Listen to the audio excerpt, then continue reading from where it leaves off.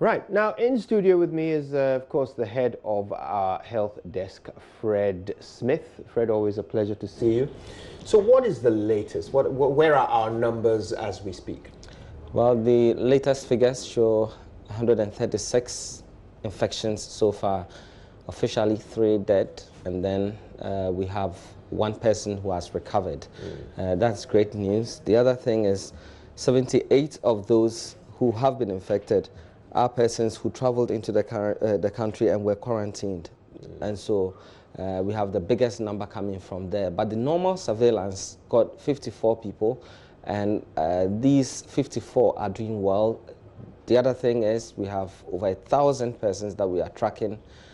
Some of them have been tested, others have not been tested, but we have a good number who have added to the local transmissions. And the prayer is that we're able to halt the local transmissions because we've been able to deal with the imported cases. Once we get our full grips on the local transmissions, I'm sure we would have been getting very close to winning the fight. Now, as you go around, doing all of these stories, how do you assess the average Ghanaian's understanding of what's going on and what they need to do to stay safe? Do people get it? Yes, I'll tell you the story of a man I met at the airport. He's Ghanaian, but is based in the United Kingdom.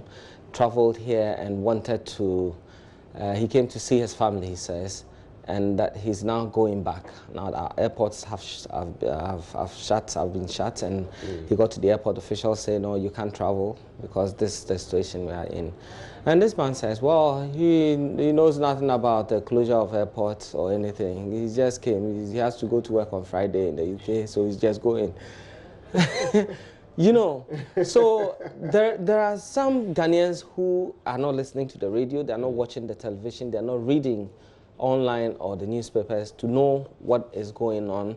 And a lot of things are happening, Kojo. If you take your eye off the ball for even one day, I'm sure you come back and realize that so many things have happened that you didn't know. I think this is the time for everybody to pay attention to the media and to the official communication channels, so that at least they get to know what is going on. If there's a step you have to take, you take that step. Currently ongoing is a debate as to whether we lock down or we stay. And I don't recall a time when we had a lockdown in Ghana. So I don't know how it will look like. But if you are interested in what the media is reporting, they would have told you how the lockdown is like in other countries. So it helps you to know what you have to do ahead of a lockdown or during the lockdown. And if there's going to be a lockdown, what do you need? Do you have to stock your house with food and other items which will help you, or there's a way that you'll be able to go around it? I mean, everybody going out to shop will mean panic buying, and things will run out in the markets, and that we don't want that to happen. And so it's good to get information to be able to react to events happening around you. Now, so far, the cases that we have recorded have been either in the Greater Accra region or in the Ashanti region.